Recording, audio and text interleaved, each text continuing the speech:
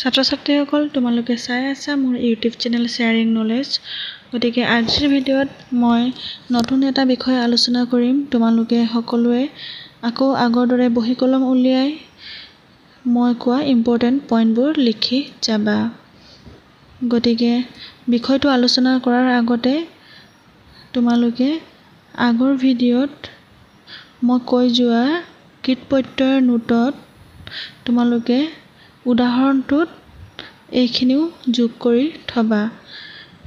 অতি খজুৱা যোগ অতি খজুৱতি হিচৰ যোগ অতি হিচৰতি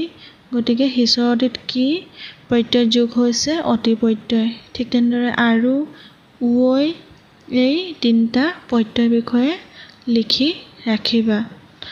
যুঁজাৰুত কি প্ৰত্যয় যোগ হৈছে আৰু প্ৰত্যয় ঠিক তেনেদৰে পঢ় যোগ উঐ কি হ'ব পঢ়ুৱৈ খেল যোগ উঐ খেলুৱৈ এইবোৰ অতি ইম্পৰ্টেন্ট গতিকে তোমালোকে এইবোৰ কৃত প্ৰত্যয় উদাহৰণতে লিখি ৰাখিবা গতিকে তোমালোকে মই বুজোৱা বিষয়বোৰ বুজি পাইছানে নাই পোৱা মোক কমেন্ট বক্সত কমেন্ট কৰি জনাবা এতিয়া চাই যোৱা নিৰ্দেশাত্মক প্ৰত্যয় কাক বোলে তিনিটা নিৰ্দেশাত্মক প্ৰত্যয় যোগ কৰি তিনিটা শব্দ গঠন কৰা গতিকে প্ৰথমে চাই লোৱা নিৰ্দেশাত্মক প্ৰত্যয় কাক বোলে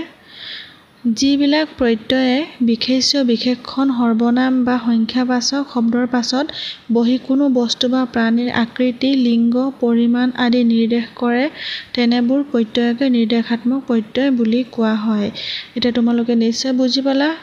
যিবিলাক প্ৰত্যয় মানে আমি ইতিমধ্যে আগৰ ভিডিঅ'ত পাই আহিলো যিবিলাক প্ৰত্যয়ে বিশেষ্য বিশেষণ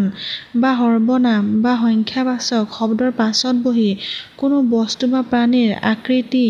লিংগ পৰিমাণ আদিক বুজায় তেনে প্ৰত্যয়কে কি বুলি কোৱা হয় নিৰ্দেশাত্মক প্ৰত্যয় বুলি কোৱা হয় গতিকে এইটো তোমালোকে বহিত লিখি ৰাখিবা আৰু যদি কিবা বুজি নোপোৱা তেতিয়াহ'লে মোক কমেন্ট বক্সত কমেন্ট কৰি জনাবা এতিয়া আমি নিৰ্দেশাত্মক প্ৰত্যয়ৰ কেইটামান উদাহৰণৰ বিষয়ে আলোচনা কৰিম গতিকে তোমালোকে প্ৰতিটো উদাহৰণেই ভালদৰে মন দি যাবা আৰু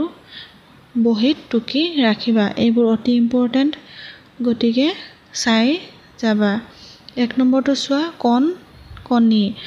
বস্তুৰ ক্ষুদ্ৰত্ব আৰু স্নেহ বুজাবৰ বাবে এই প্ৰত্যয় যোগ হয় যেনে লৰা কণ পোনা কণ লোণ কণ ইত্যাদি তোমালোকে ধৰিব পাৰিছা তাৰপিছত 2 নম্বৰটো চোৱা খন খনি বহল চেপেটা বস্তুবাচক বিশেষ্যৰ পাছত আৰু কেতিয়াবা গালি সপনিত ব্যক্তিবাচক বিশেষ্যৰ পাছত এই প্ৰত্যয় বহে যেনে কিতাপখন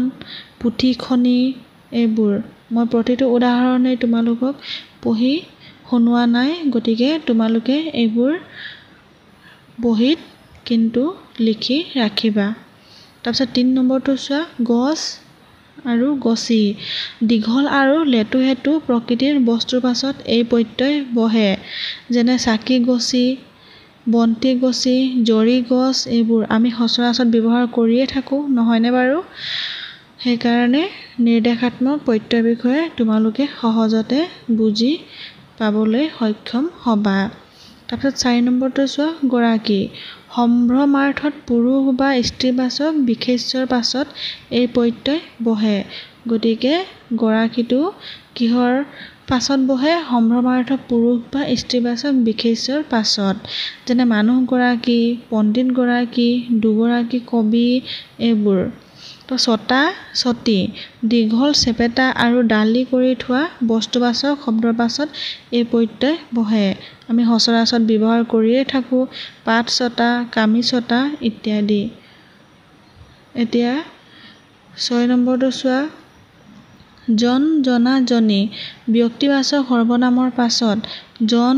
আৰু জনী বহে সম্ভ্ৰমাৰ্থত জনা ব্যৱহাৰ হয় এইটোও আমি ব্যৱহাৰ কৰি থাকো যেনে মানুহজন ছোৱালীজনী ৰজাজনা মন্ত্ৰীজনা ইত্যাদি তাৰপিছত চোৱা 7 নম্বৰটো তা তু তি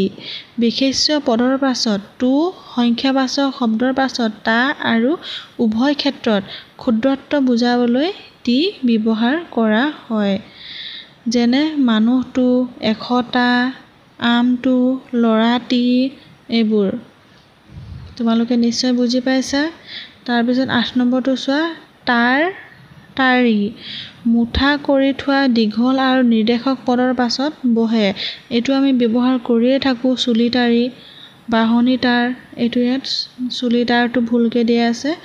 বাঢ়নি তাঁৰ, চুলি তাৰি এইবোৰ